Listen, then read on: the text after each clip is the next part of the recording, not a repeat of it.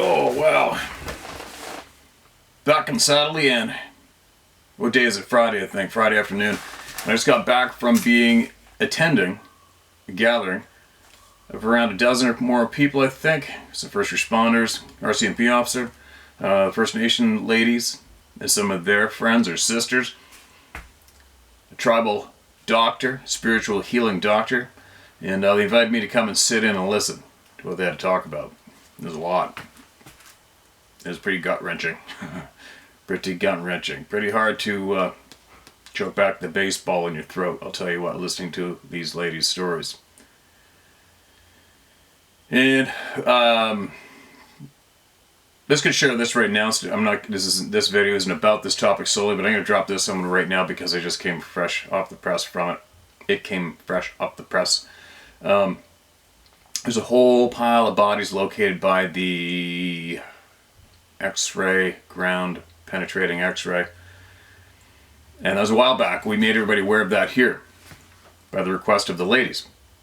And I realized a while back that it was a big story for a couple of days and just disappeared. Nothing's being said. It's kind of like, what's going on, man? Because think about it. Like I said at the gallery today, I'm like, hey, I will guarantee you, if somebody did a little ground penetrating X-ray on my property, they came up with even just one body, especially a child, first off, or even let's just say 2 or 3, whatever, my face is going to be on the news channels around the globe. Big time. And they're not going to let it rest, they're not going to let it go away. And that, my face is going to be brought to everyone's eyeballs. Big time, relentlessly and endlessly until something happens, right? And it's so bizarre to hear straight from the police officer there, who it turns out is a good guy and he's concerned and he's involved in the First Nation communities as well. Big time. He basically has had to tiptoe around his answers to questions because obviously you say the wrong thing and the hammer will drop from above, right? Meaning if you're a police officer employed by the government and then you say the wrong thing, you're going to get it. So what he basically said was, my First Nations lady friends said flat out, what's going on? What are you guys doing? Like, what's going on? Basically, tiptoeing what he said was from the top, this is their attitude on it. Oh, well, we're going to leave it with the First Nations, with the communities. It's going to be up to you guys what you want to do with it. Because, the bodies have been down there for quite some time, and, the DNA, we could find out where they came from, the DNA. We can really be able to find out how the cause of death were. It's a bit of a cluster, and it'll just ultimately be up to you guys what you want to do and how you want to go about it. And we all know that's true, right? We all know what's true. That's true with the government at hand. They don't give a shit. But for me, it was just kind of like, what? Holy cow. Okay, so you guys built the house. You guys forced us there, and you guys killed the babies and children. You put them down there underneath it. We found them. It's been a while. No big deal. Right? It's just so bizarre to bear witness to that firsthand. It's not a funny thing either. I guess I'm doing a half a laugh as sarcasm in a way, right? Disgust. But anyway, as I sit and listen, I watch and I observe and I learn. Nothing new there really for me as I watch. And I relate that to everything that's going on with not just these groups of people, but everybody on the planet. The war is on the children. You want to make a difference, you go after the children. You want to change people's attitude, change how people react with each other, change what they know from past history, you go after the children. It's too easy. If you want to change it for the long run, well, all you got to do is, and make them weak, well, go beat the crap out of a bunch of children. Go kidnap a bunch of children, maybe even rape them a bunch of times. Beat them. Don't let them speak the language. Don't let them hang out with their family. It doesn't matter what race you are. All you have to do is go after the children. And that's it. Abuse the shit out of them for one little generation, and that'll pass the torch on to at least 2 or 3 generations now. 3 for sure. Proven here. But that's how you do it. And I was aware of how to change the world for the better or the worse. I was aware of going after the children. It's the way to do it. Quite some time ago. I know I'm babbling, but I just came from a meeting with so much said and shared, and it was so brutal to hear. And then, of course, my mind goes off, realizing more in a bigger picture. And then I guess that what I wanted to just share with all of you is how somebody come up with the recipe of going after the children to achieve their goals. And not just with one group of indigenous people. That's with everybody in the world. All they have to do, and what they do, is they focus on the children. That's all they got to do. It's very simple and very effective, and it works.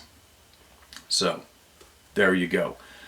Maybe, if possible, to encourage people to think on their own and learn on their own and possibly make a difference would be to encourage everyone to today, maybe even take 20 minutes. It won't take long. Just take 20 minutes out of your time, if you give a shit, and try to come up with some blatant examples of how, let's just say there's a dark power floating around the planet. Let's just say you could come up, do a little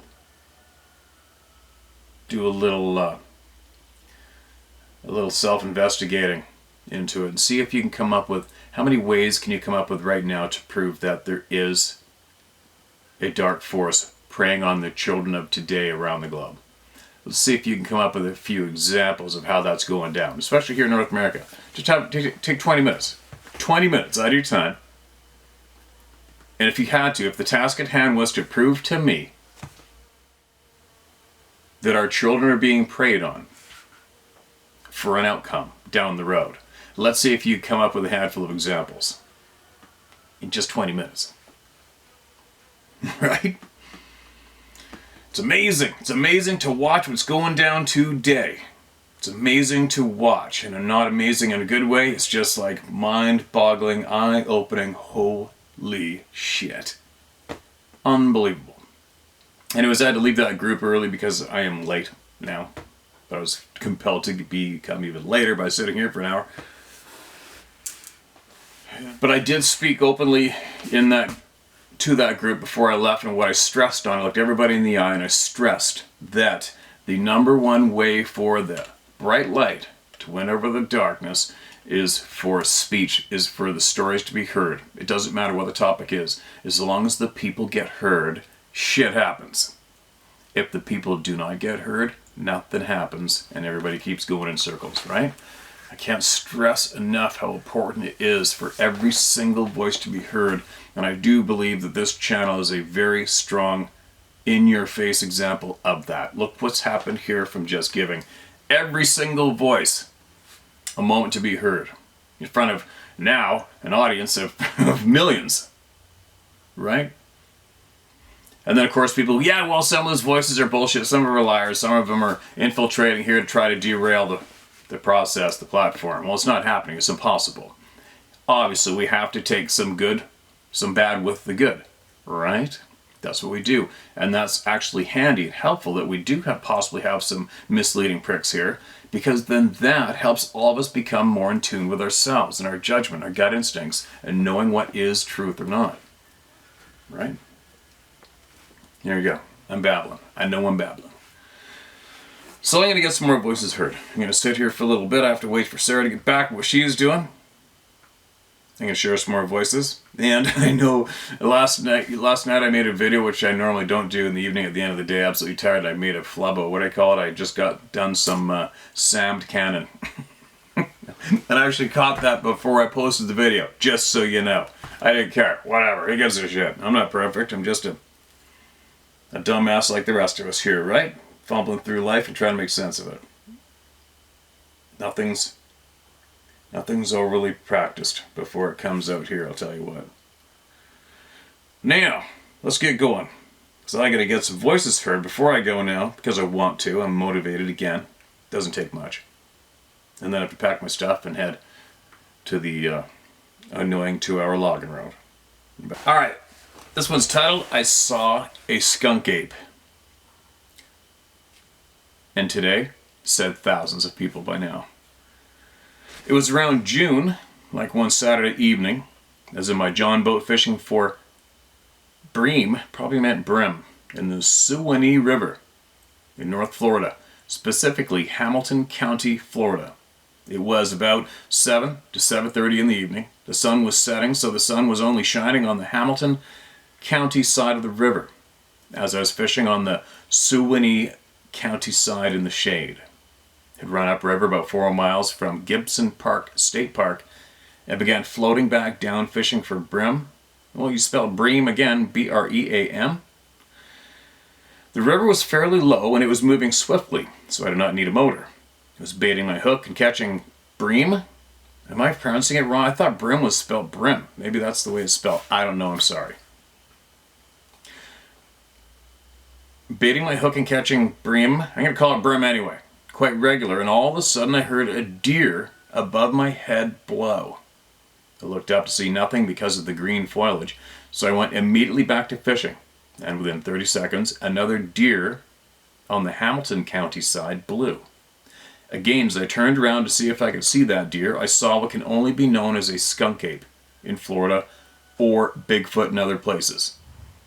When I say massive, it was massive. Standing on a lit up sandbar, shining in the sun, was a 7.5 to 8 foot tall skunk ape. I stood there for probably 15 to 20 seconds looking at it, just trying to figure out what it was.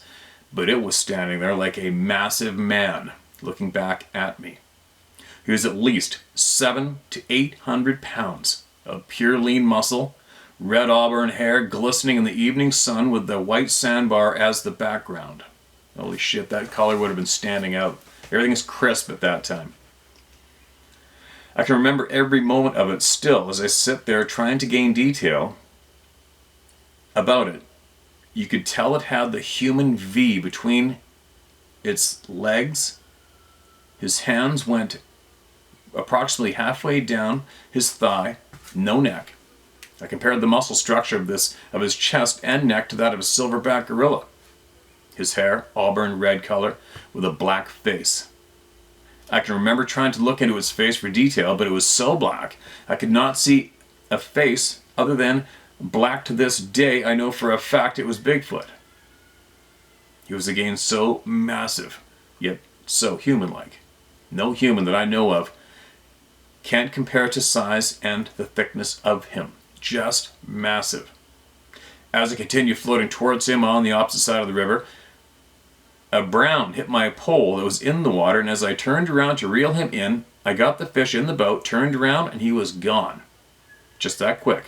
Up a steep sandbar in a matter of seconds. To this day, I know what I saw. Of course, everyone thinks I'm crazy. But approximately a year or two after that, another guy was stopped by the police with the exact same description of a skunk ape.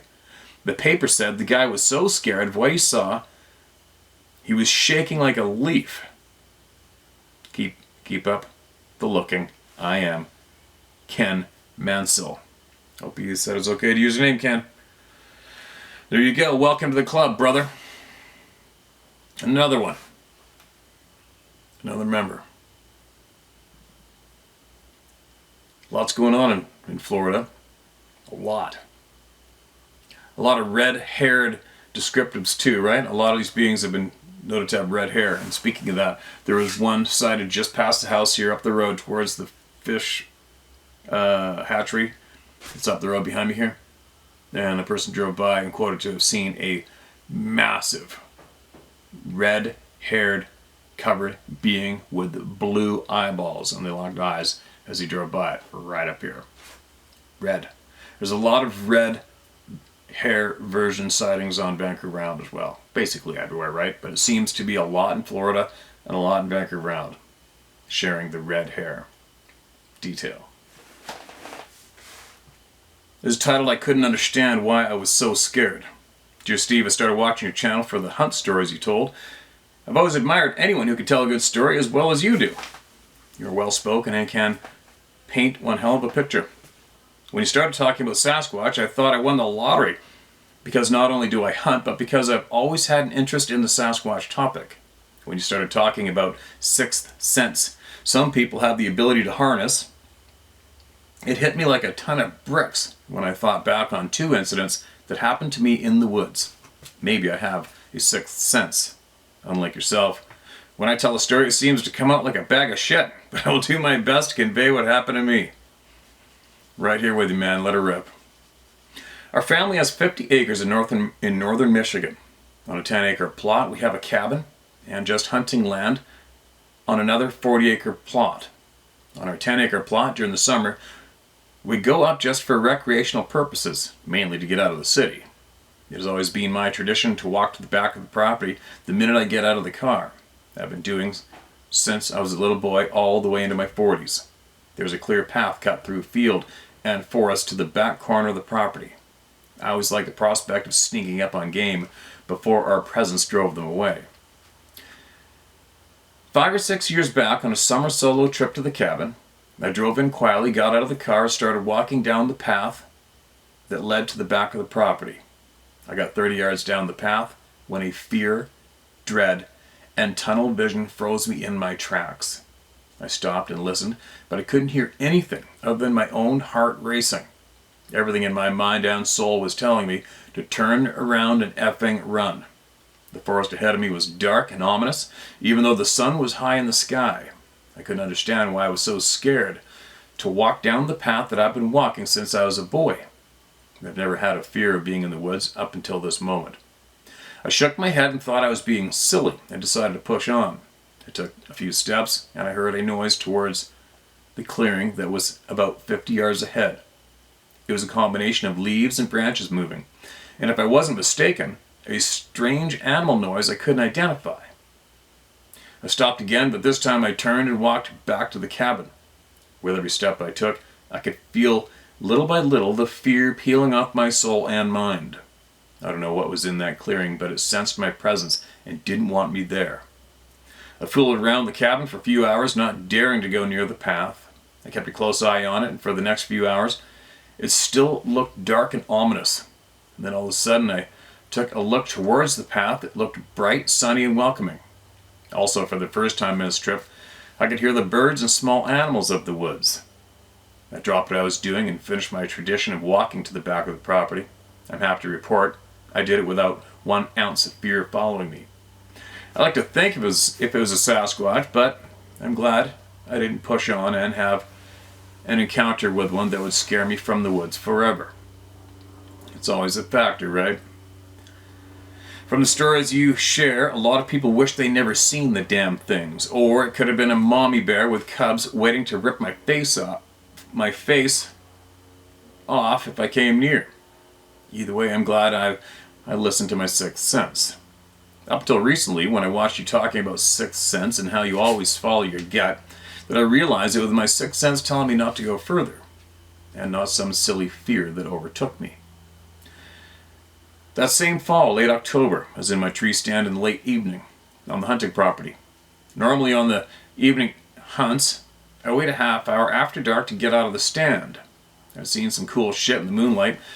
I want to make sure the deer aren't around before I get out of the stand. This particular night, as it was getting dark, that same fear came over me.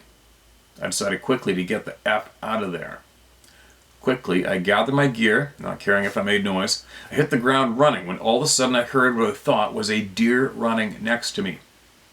So I stopped, not wanting to get ran over by the deer. When I stopped, it stopped. I started walking again, so did it. It sounded like it was 40 yards to my left at the edge of a cedar swamp. There was enough light left to see 10 feet around. Beyond that, it was dark shapes. Thinking I was dragging something behind me, I looked and felt behind me to make sure I wasn't scaring myself. Nothing. I started walking, so did it. This time I didn't stop, and neither did it. I didn't want to play whatever game this thing wanted to play. It wasn't until 100 yards away from my stand did I notice nothing was keeping pace next to me. When I was close to my vehicle, when I was close to my vehicle, did the fear start to melt away? A couple of feet from reaching the car, I heard an unearthly scream / growling coming from the area of my tree stand. My hunt was over for that weekend. Again, I didn't know what it was that drove the fear, or realized at the time my sixth sense was tingling. Sasquatch? Maybe. Coyotes? Possibly. Bear? Who knows? You talked recently about a conference you're to where these two gentlemen talk of how animals can sense your emotions even when you're long gone. You realize now that whatever it was that drove my sixth sense could sense that my intentions were good and only want me to give them space. Perhaps that's why, other than shitting myself, I didn't have any negative experiences with, say, a Sasquatch. This is what drove me to write to you. I want to hear more on the subject of what animals can sense, and to encourage your viewers to listen to their guts. I believe now that my gut has saved me on more than these two occasions. I hope this story finds you, and you find it interesting enough to share. If not, I wanted you to know your channel has struck a chord with me on the topic of sixth sense. Keep up the good work, brother. Dave. Okay, man, thanks for sending the email, dude. Glad you listened to yourself. Now listen to this. This is going to be a bit much for people to wrap their brains around, but it's been proven as facts from some men that I have absolute respect for. Now these men, their last name is Lay, and they're a prominent, well-known family amongst the ranchers and hunting community and the First Nations community in British Columbia. These guys hail from Williams Lake. Now, they are 3 generations predator control people. These guys are masters, and I mean frickin' masters of their trade. They live catch grizzly bears like basically all the time. Live catch them. Their photos are amazing. Their stories are crazy. I took a wolf trapping course with them, and they said that there is absolutely no way you can hide the fact that you have been here from a wolf. It's not going to happen. It's not possible. No matter what you do, you are not going to be able to hide the fact that you were right here, standing right here, from a wolf or a pack of wolves. Furthermore, what they also said was, if you are troubled, if you got something going on that's troubling you, if you're off, you're not calm between the ears, maybe who knows what's going on, you're just going through bad times, you're having a real challenging time with your relationship, your job, substance abuse, anything, something's off between your ears, you're not settled, you're not in tune, and you go about trying to capture wolves, they know. and your success at capturing those wolves drastically drops. And while they're sharing this in the classroom, there's another First Nations trapper from Alberta that traveled to BC to attend this course at the same time, and he's an experienced guy, and he even chimed in and said, oh, that's totally true. Totally true. He says, I was going through some rough times a couple years back. He says, I was normally getting anywhere from 17 to 20 plus wolves a year, and when I was troubled, he says, he could barely even catch a wolf. What? Also, what they said was, if you can come to a place where you can drive down a road in your pickup, as an example, they said, you drive down the road and you can see one of your sets off in the distance, not right beside your truck, off in the distance. They said, if you drive down that road in your truck, think about the shit coming, the exhaust from that pickup truck, the scent coming out of the box, the scent coming off that truck.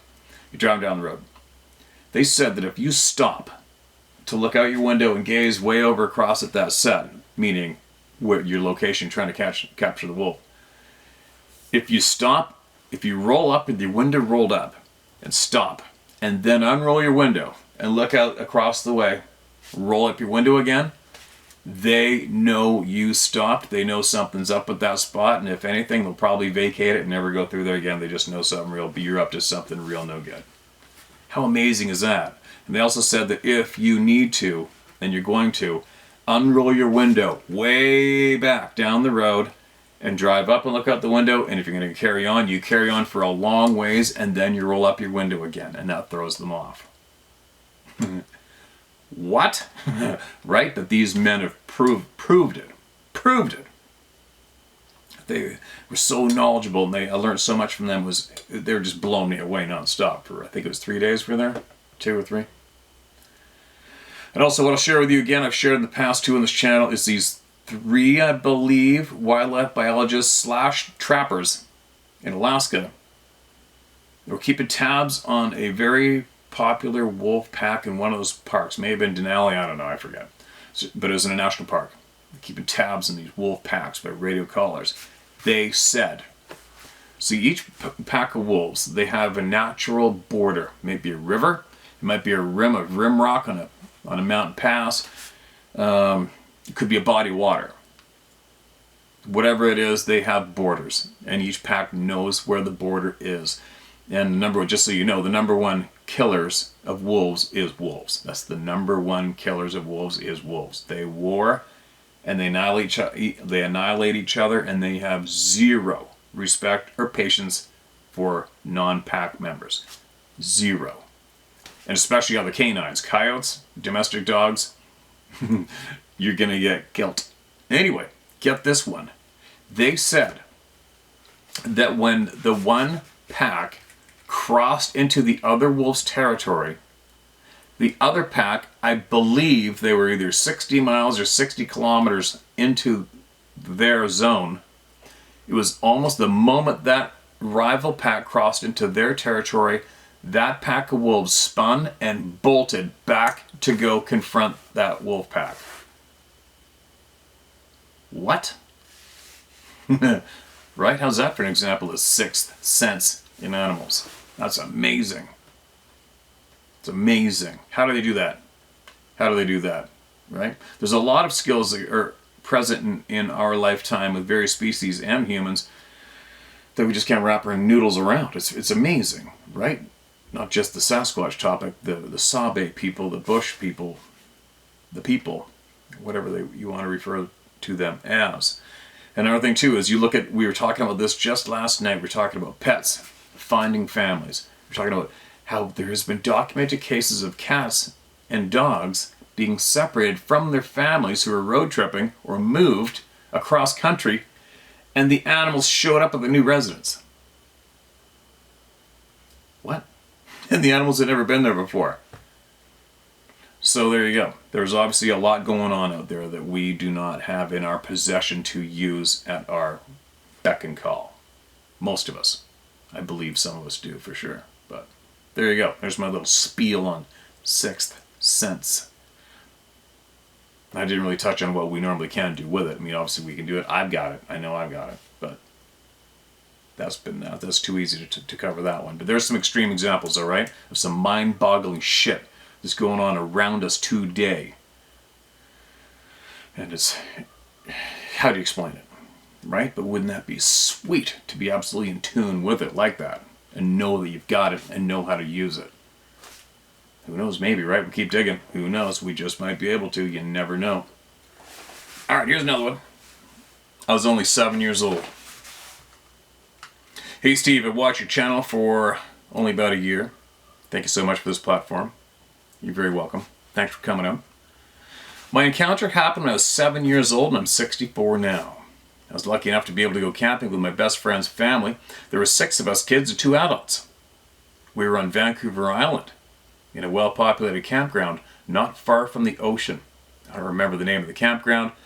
Close to our campsite was a wooden, arched bridge that spanned a good-sized ravine. Close to our campsite. Okay, it's not sounding familiar to me yet. Across the ravine was a mama black bear with 2 very small cubs. They must have been born earlier in the year. It was summer at this time. Because of the bear, no one was going across the ravine. Though many people were standing by watching the bear graze, she seemed to have no worries as the people stood there and watched her. Later that evening, we were all sitting around the campfire, and I had to use the outhouse. I could see the outhouse from where we all were, so I didn't need any help getting there. Being a kid, I was a bit scared, so I took off at a run. That's when it happened. A very large thing stepped out in front of me onto the path. I ran smack into it, all but bouncing off of it. It stunk very bad and it had long hair. I put my hands up to feel what it was, basically patting it down. I actually felt its belly button. It picked me up, and I was so close to its face I could swear I could see the twinkle in its eyes. His eyes were brown. His nose was broad but straight, and his mouth was wide with thin lips. I felt no fear from him, just amusement at the folly I'd found myself in. He then put me down, where I became very afraid and ran back to the campfire. I didn't say a word to anyone. Holy shit. However, I never got to pee that night. I was too afraid of it. I don't remember a thing about the camping trip from that point on.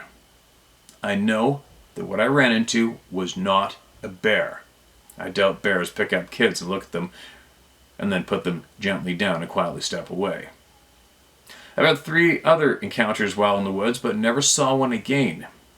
My senses are strong, and I can tell when something is in the woods with me. I grew up in Oregon. I've spent a lot of time hiking in the woods. You can use my name if you choose to. Thank you, Cindy Thomas. Cindy, that is freaking amazing. Now, I'm guessing, if I had to guess, an arched bridge close by the campsite. First I thought Goldstream Park, but nope. And then I thought, all right, you must have been probably anywhere from Parksville to Campbell River. I'm going to narrow it down to that gap in the island. That's my guess. And there is a lot of sightings around there too. A lot. That's incredible. And another incredible point for me is I never said anything to anyone. Said a lot of people. Said a lot of people. Alright. What's this one? This one's not too long. It's all caps lock. I should be able to rip through this real smooth, right? Thanks for that email, by the way. Thank you so much. And if you can find out somehow where you went camping, find out and email me back, alright? Steve, what I'm about to share with you occurred approximately in the late summer of 2017 in Northeast Washington. My family and I like to camp in a small 100 by 20 yard mountain meadow alongside a creek running through a cedar grove. This is the highest up dispersed camp spot of this particular water drainage.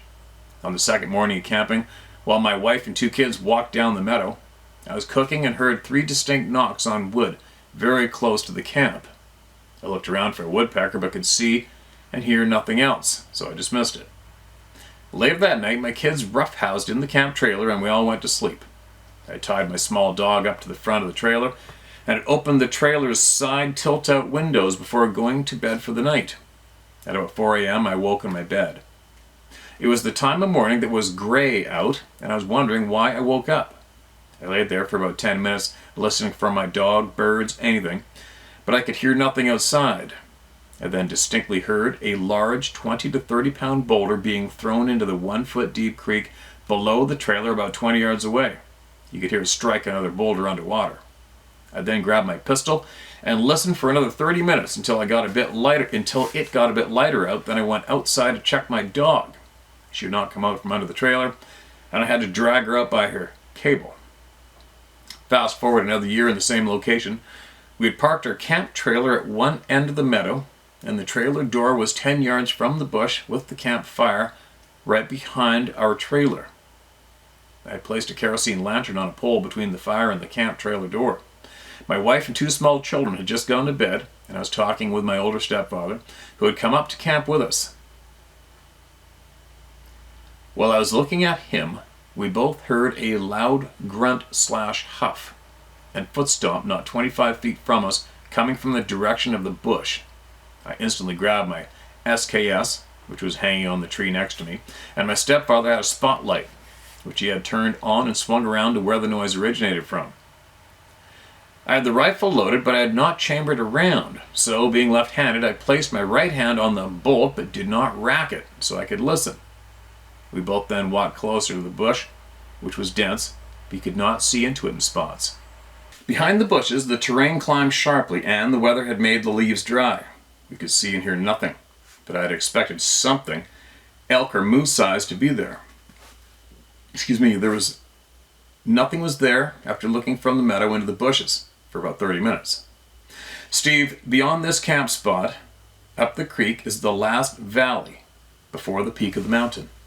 I know something lives in there. As I think you mentioned before, the natives attributed certain things to Sasquatch, including the word humbling. That they are, and I also suspect they can determine our intent. I believe they can as well. As far as my intent, I think the Sasquatch is in the same situation we are in, but I think most people do not understand that. Let me explain. I recognize that the majority of the people as a group are preyed upon by a smaller group of people who are crazy / sociopathic / psychopathic, call them what you will. In sum, that smaller group of people prey upon the unknowing majority of humans. The last thing this dangerous minority wants is for the public to understand that. For if the public did understand that, then they would come to the conclusion that they must become the predator themselves and not they remain the prey. I suspect the Sasquatch people already understand that fact, and I would not put it past the powers that be to exploit the Sasquatch people's abilities in order to maintain their control over us. As my good partner, an ex-Alaskan guide used to say, the possibilities are endless. Best regards to you and your family. Caseman Theodore Thompson. I hope you said it's okay to say that name, my man. And I believe you didn't say not to use it, so there you go, it's set. Thanks for that email. Yeah, there's a lot going on out there. There's a lot of darkness going on out there. It's funny, not funny at all. I always just say that starting off, but they just made it clear that amongst many other high-profile names in mainstream, including Disney, that the CBC, that's the Government of Canada's owned and manipulated news source, is just trying to discredit, big time, the producers of the movie The Sound of Freedom. How dark is that? How dark is that? Disney has gone out of the way to try to discredit that movie. Hollywood is absolutely against it. I believe somebody posted a list of all the names, prominent names, that are trying to, at all costs, discredit and shit on a movie that was produced to help encourage the saving of children, the trafficking of children globally. Isn't that amazing? That is so amazing to me to watch this shit show go on. How could any business be in business today after publicly trying to derail a message to the people to stop the trafficking of children? Are the people seriously that powerless today? No, they're not. I'll answer that for you. No, they're not. You just got to use your voice. Take the power back. I'm trying not to babble, you guys, alright? Trying not to. On other topics, but yeah. Okay, here we go. I'm going to read one more. This is titled Portal Bernie. Backyard. This may be the one I was reading. Okay, hold on a minute. Hey Steve, thank you for providing a site to enlighten us on the subject of Sasquatch/Bigfoot. We've needed something like this for a long time, and I, for one, cannot understand why the public has been purposely left in the dark regarding these beings. I'm 68 years old, retired now, living in Winnipeg, Manitoba. My story is a short one, but nevertheless, I felt like it needed to be told. It happened back on Vancouver Island, where I lived for 4 years from 1978 to 1981. I attended Mount Sapina College. Therein, after graduating from a fish culture technology program, was involved with numerous fisheries contracts working with salmon and trout enhancement projects on the island.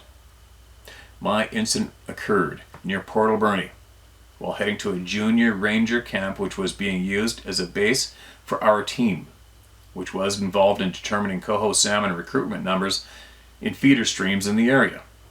I was driving a Pontiac Firebird at the time and was heading to camp from Nanaimo. Since it was my first time at this job, I decided to leave late in the evening so I could be at the camp early enough. The location of our camp was a considerable distance up a well-used logging road in the vicinity of Port Alberni. Right here. The weather had been fine when I left Nanaimo, but as I reached the logging road, it started to pour out. The rain was pelting my car so badly that I had to slow down considerably to a point where I could barely make out the road in front of me. Nobody else was on the road at the time, and as I made my way along for a few miles, peering out the windshield, I tried to focus on the road ahead, and suddenly, from my right side, a huge reddish-brown figure shot out from the bushes and quickly crossed my line of sight. It happened so fast I didn't even react to it by stepping on my brakes. What I saw was a huge, matted, shaggy mass of hair that completely engulfed my entire windshield. I made out what looked like an arm swinging across the front of my car, but couldn't make out anything else. In 3 seconds, this figure was gone. It startled me so badly that there's no way I was going to stop my car to investigate. To this day, I think about how massive this thing was. I only saw roughly half its body height in front of me. No shoulders and no head, because it towered over my vehicle out of my sight. Even if there are grizzly bears on the island, there's no way a bear could be that tall above my car. No way. And elk don't have shaggy reddish hair like I saw. Since that time, I've heard of many reports from Vancouver Island where people have seen reddish-brown Sasquatches, and I'm certain that's what I saw. This topic has intrigued me ever since the Patterson film came out. You got to be completely stupid not to believe that these things exist with all the evidence out there. I've told people what I saw back then, but all they've done is laugh and ignore this evidence, saying it's all in my imagination. And today they're probably arguing over who is a man or who is a woman. Right? Steve, to the non-believers out there who say it's all a bunch of nonsense, I'd like to say this. If you haven't done the research on Bigfoot/Sasquatch topic, the fact that you criticize the people that have done their homework and have studied the facts and all the evidence just shows how ignorant and stupid you are. Wake up, for God's sakes. Anyways, thanks again, Steve, for leading the charge in this struggle to find truth. I hope we all will know what is happening out there in our wilderness areas before I pass on. Stay safe. All right, well, I hope you stay with us because it's coming. It comes every day here, actually. Truth comes here every single day. But I know that there is a lot of answers coming soon from various people that have in contact with me.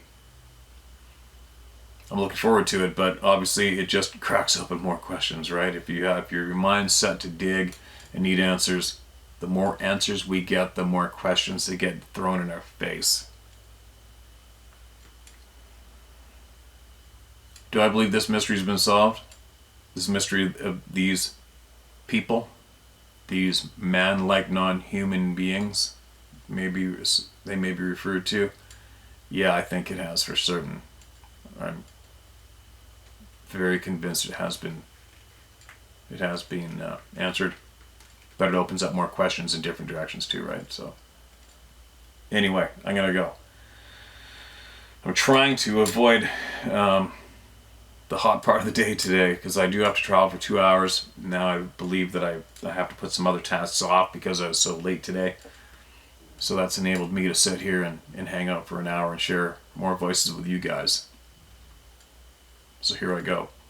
Now I'm going to go start packing my shit, get my stuff together, and head back out to the remote west coast of Vancouver Island.